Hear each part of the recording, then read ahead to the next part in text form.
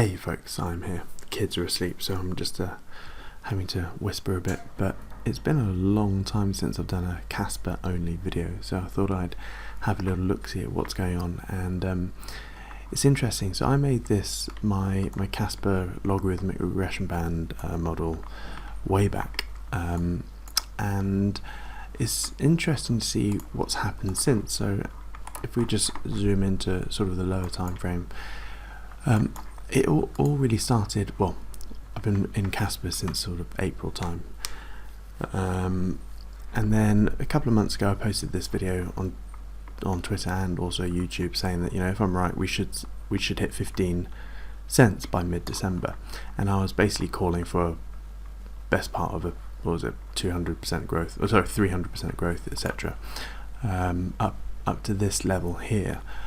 Based on the previous cycles, because we tend to have a flat top compression, then a 2-week breakout, flat top compression, 2-week breakout, etc. So I was expecting a 2-week breakout somewhere around that level, and then obviously guess what happened? We had that flat top compression, then a 15-day breakout, so it's 1 day later than normal. So if we go back to my logarithmic band, I haven't adjusted this at all. I have not tweaked it at all. It's still exactly the same model, and I got a fair bit of hate because I said, you know, once we got to around 15 cents, I said I sold everything at 15.3 cents and then started doing some sidestepping. But the reason I said that is because my model was basically showing that we'd have a month or two of sort of drifting downwards, just like we'd had previous times before. It's not because I hate Casper, I was just looking at the model, which I'd spent a lot of time in now,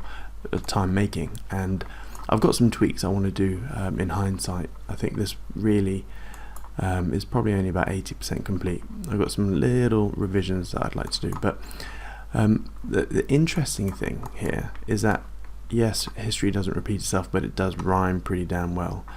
Look at this. If I move this orange bit, oopsie, so this orange bit was almost bang on in terms of the structure. So we had a move up, then a consolidation, then the next move up. So we had that, except this was a bit higher. And yes, obviously it didn't get to 20 odd cents because I always said 15 to 20. But let's look at this bit here. This is almost bang on identical. Obviously the scale is a bit different because I thought we'd have potentially a bit higher prices, and I did this to the top of the band basically. But if you just look at this, the price action is just, whoopsie, get back to where it was. The price action is almost identical, which is another reason why I'm not in KAS at the moment. I'm still sidestepped. And one of the things, if you look at this orange bit here, you can see, you know, it has a bit of a sideways consolidation sort of area, and it looks like, you know, it's you get a, in fact, if you look over here, and by the way, these are just ghost bars from previous cycles.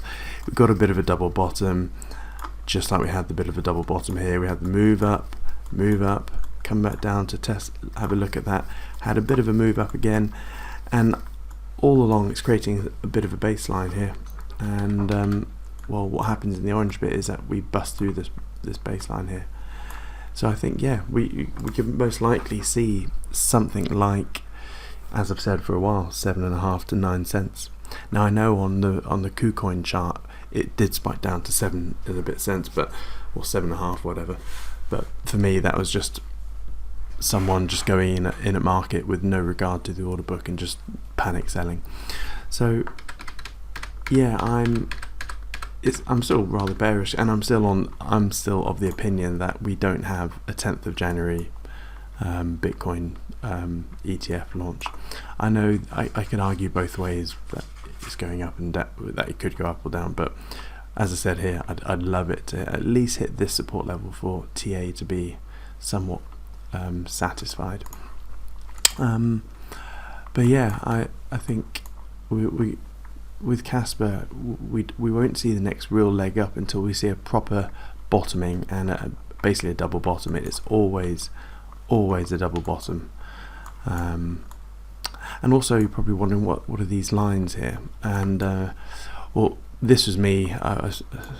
I mentioned this to my community a while back, that a lot of people seem to think that the monthly mining reduction schedule is a very bullish thing, and I was basically wanted to prove to my community that it was bullshit. It is completely irrelevant.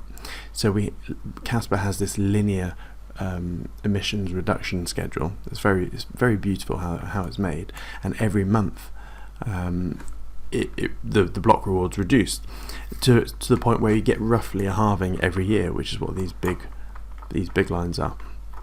And so these smaller lines are, I went back in time and basically just drew a vertical line of every time we've had a monthly block reduction, because Twitter seems to go, oh, block reduction, monthly block reduction, it's bullish. Well, it's bollocks. I don't have the stats here, I shared it with my community, but basically it's pretty much 50-50. It's slightly over 50-50 in the bullish sense, but that's because, guess what? The monthly block reduction is every month, normally at the 6th or the 7th of the month. So yes, if Casper's growing, it has been in a bull market all this time, so it's going to have a fair chunk of them going up after a block reduction. But actually, there's quite a lot where you have the reduction, then you see a dump. So it pretty much is 50-50, so I would completely ignore that. It's bollocks. So what's next? As I said, a bit more sliding, and then on to the races. So hope that helps.